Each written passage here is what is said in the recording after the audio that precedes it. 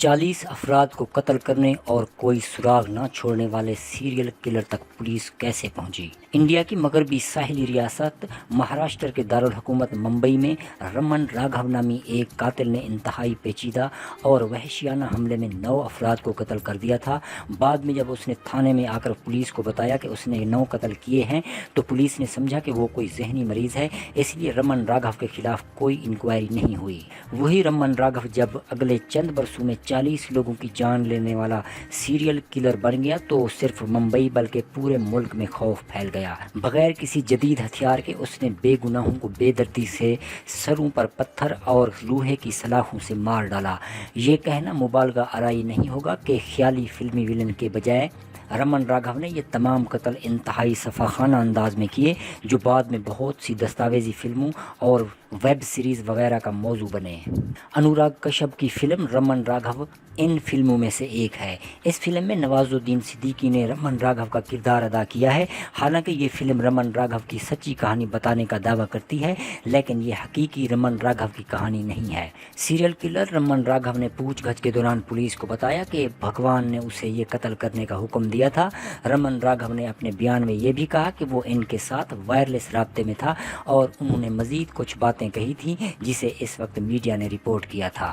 جس پولیس افسر نے رمن راگھو کو پکڑا اور جیل تک پہنچایا، انہوں نے تحقیقات کی تفصیلات کو کتاب کی شکل میں شائع کیا ہے جو کہ انٹرویوز پر مبنی ہے۔ رمن راگھو واقعی کون ہے؟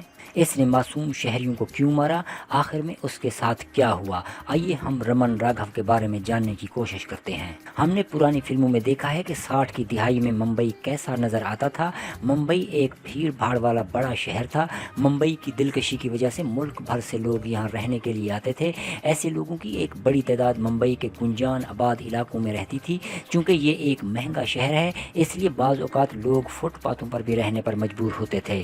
1965 اور 66 کے دوران فٹ پاتھوں اور کچی جھونپڑیوں میں رہنے والے بہت سے لوگوں کو ان کے ٹھکانوں سے بے دخل کر دیا گیا تھا۔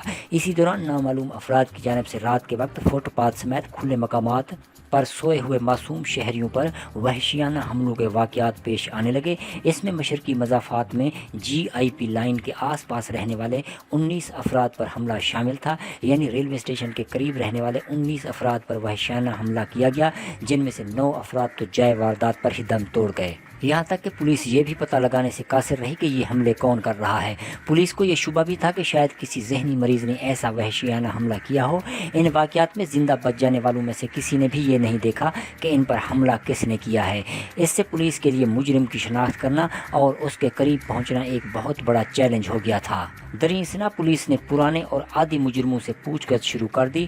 پورے علاقے میں رات کا گشت کیا جانے لگا۔ اسی تفتیش کے دوران پولیس نے اعظام نامی شخص کو پکڑ کر پوچھ گچھ کی تو اس کا اصل نام رمن راگھو نکلا، لیکن پولیس نے اسے رہا کر دیا کیونکہ اس کے خلاف ٹھوس شواہد نہیں تھے کہ اسی نے وحشیانہ حملے اور قتل کیے تھے، اور اسے ممبئی سے دور رہنے کے لیے کہا گیا۔ پولیس نے اسے ممبئی میں داخل نہ ہونے کی بھی وارننگ دی تھی۔ 2 سال بعد وہی رمن راگھو سندھی تلوائی، ویلسوامی، تھمبی، انا وغیرہ جیسے ناموں کے ساتھ ممبئی واپس آیا اور بہت سے معصوم غریبوں کا قتل عام کیا۔ 1968 کے وسط تک ممبئی کی سڑکوں پر ایسے ہی واقعات کا سلسلہ دوبارہ شروع ہو گیا۔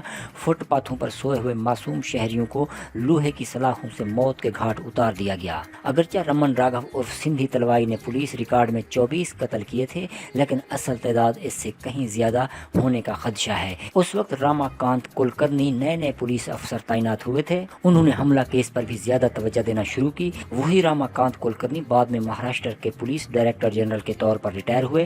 ان کی تفتیش کا طریقہ اس دور میں بہت مشہور تھا۔ ان کا موازنہ مشہور زمانہ جاسوسی ناول کے کردار شرلاک ہومز سے کیا جانے لگا۔ اپنی ریٹائرمنٹ کے بعد انہوں نے footprint of the sand of crime کے نام سے ایک کتاب لکھی، جس میں انہوں نے مشکل اور پیچیدہ مقدمات کی تفصیلات اور مقدمے کی سماعت کے دوران اپنے تجربات درج کیے۔ اس میں رمن راگھو کی کہانی بھی شامل ہے۔ انہوں نے تفصیل سے لکھا ہے کہ کس طرح رمن راگھو کو راما کانت کلکرنی نے پکڑا اور ایک سیریل کلر کے طور پر اس کی تفتیش کی۔ بالی ووڈ فلموں اور ان کی کہانیوں پر یقین رکھنے والی نسل کو ایسا لگتا ہے کہ جب پولیس पुलिस मुजरिम को पकड़ती है तो केस खत्म हो जाता है, लेकिन पुलिस के लिए केस वहाँ से शुरू होता है। मिस्टर कुलकर्णी ने इस किताब में लिखा है कि इंडियन अदलिया मुल्ज़मान की जानिब से पुलिस को दिए गए बयानात को कबूल नहीं करती। अदालत में मजिस्ट्रेट के सामने ही सिर्फ मुल्ज़िम का बयान काबिल कबूल है।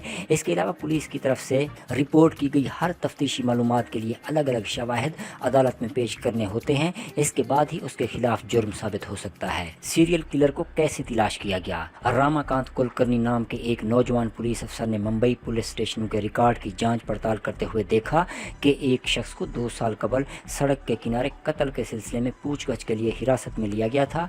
इस बार भी तफ्तीशी अफसरों ने रमन राघव पर मुजरिम होने का शुबा किया, जिसके तहत उन्होंने तफ्तीश के नुक्तों को जोड़ना शुरू किया। रमन राघव को कई नामों से जाना जाता था। मुंबई से निकाले जाने के बाद पुलिस के पास उसका कोई रिकॉर्ड नहीं था। रमन राघव का कोई ठिकाना नहीं था, वो सड़क पर रहता था।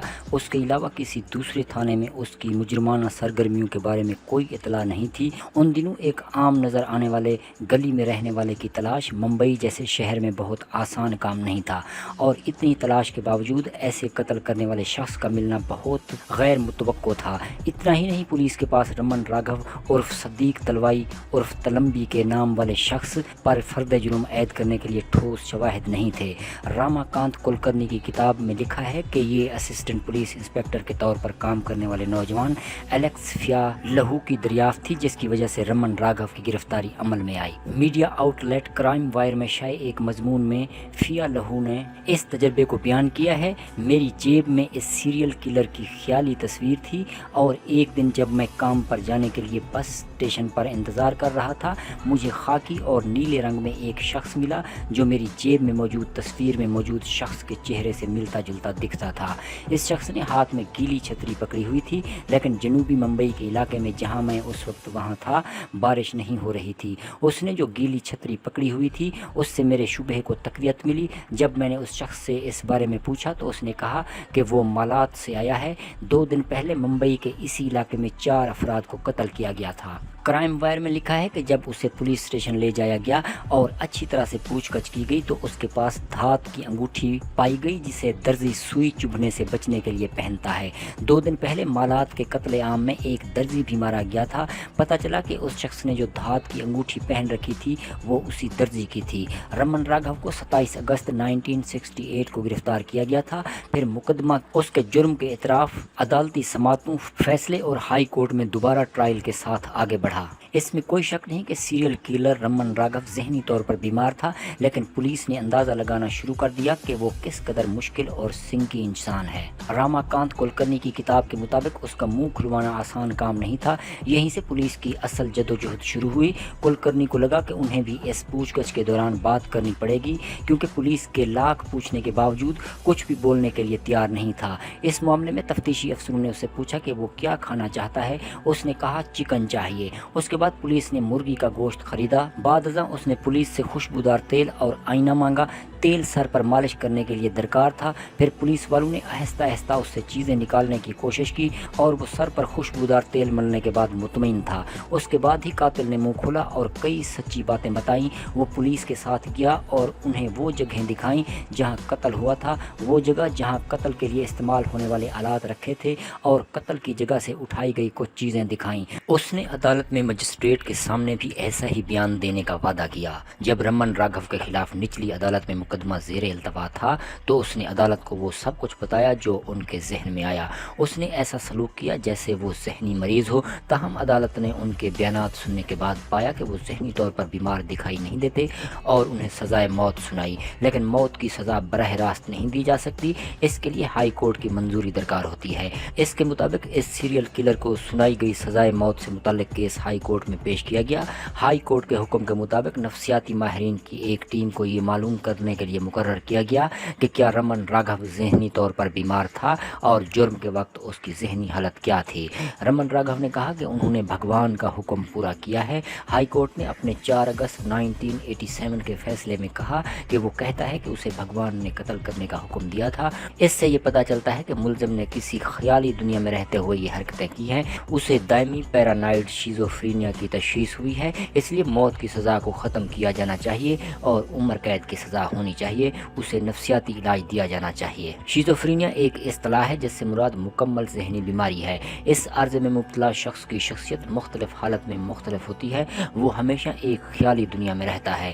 اس سے متاثرہ لوگ ایسا محسوس کرتے ہیں جیسے کوئی ان سے بات کر رہا ہو، ان کے کانوں میں نہ صرف آوازیں گونجتی رہتی ہیں بلکہ منفی خیالات بھی ابھرتے رہتے ہیں۔ یہ بات ایسے لوگوں کو جارحانہ بنا دیتی ہے، نیز یہ خطرہ بھی رہتا ہے کہ ان کے ذہنوں میں دوسروں کو مارنے کے خیالات بھی پیدا ہو سکتے ہیں۔ انڈین ایکسپریس اخبار کے مطابق ماہر نفسیات آنند بھٹکر نے رمن راگھو سے کئی بار بات کی جب وہ 70 کی دہائی میں جیل میں تھے۔